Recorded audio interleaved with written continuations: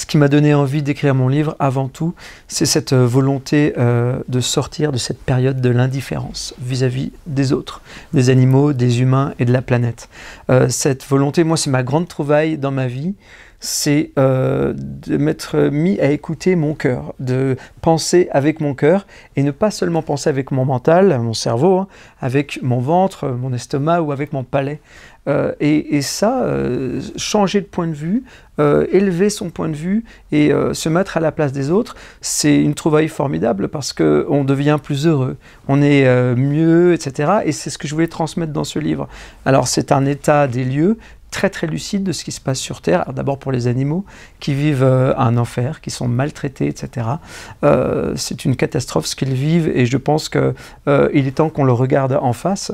C'est une catastrophe aussi pour nos corps, les êtres humains, parce que nous sommes des malades chroniques, en particulier à cause de notre alimentation, et on pourrait éviter, nous sommes faits pour être en bonne santé, j'en parle beaucoup dans ce livre, mangeant les animaux, les produits laitiers, les produits industriels, etc., à cause des lobbies, des publicités, etc.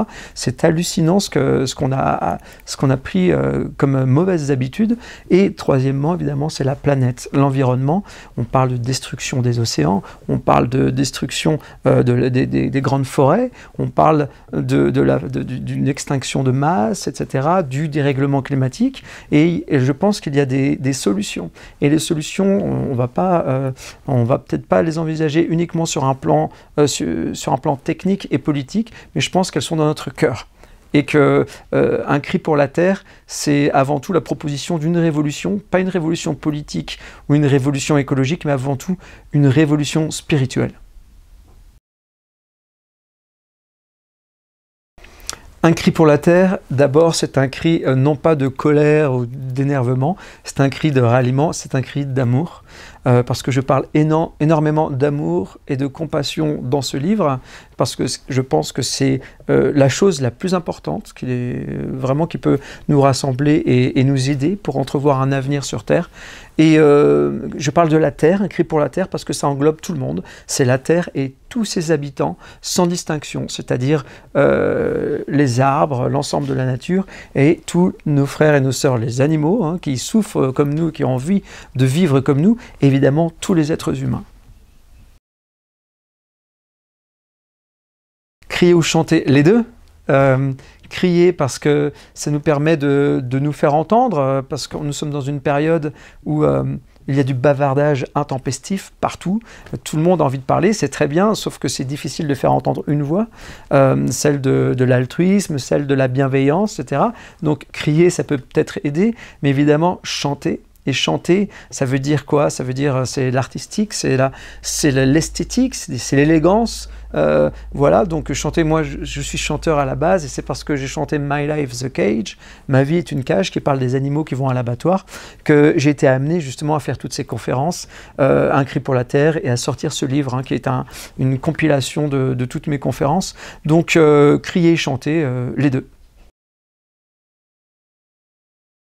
Mon message principal, c'est restons positifs, voire même optimistes. C'est-à-dire que si on est dans l'idée que tout va aller mal, que tout est foutu, que c'est la fin du monde, etc., évidemment, on va accélérer notre chute.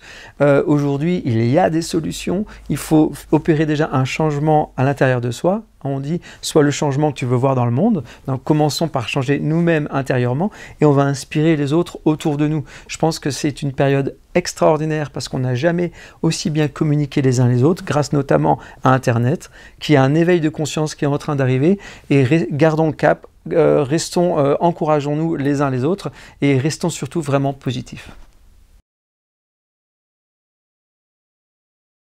Des projets, j'en ai plusieurs. Tout d'abord, l'écriture d'un livre, d'un second livre, qui traite de cette révolution spirituelle que j'attends. À mon avis, c'est pas une révolution politique ni écologique qui nous sauvera, mais bel et bien spirituelle. Et puis d'autres projets, c'est-à-dire des nouvelles conférences autour des animaux, des humains, de la planète, et aussi de la spiritualité. Et enfin, un album de piano solo que j'ai enregistré et que j'aimerais bien voir sortir en 2020 ou 2021, ce sont des compositions. Alors, mon mot de la fin, c'est n'hésitez pas, les amis, à sortir de votre zone de confort. Voilà, regardons en face notre conditionnement. On a été formaté depuis que nous sommes petits. Et regarder en face et se libérer de ça, casser les chaînes des habitudes et du formatage, c'est tout ce que je peux vous souhaiter. C'est la plus belle des libérations, en particulier en ce qui concerne l'alimentation végétale. Personnellement, et je connais plein de gens autour de moi qui vivent la même chose, mais personnellement, je n'ai jamais été aussi bien dans ma peau, aussi heureux, aussi aligné depuis que je mange végétal, que je fais attention à ce que je mange et depuis que je suis en cohérence voilà, avec tout ce qui m'entoure.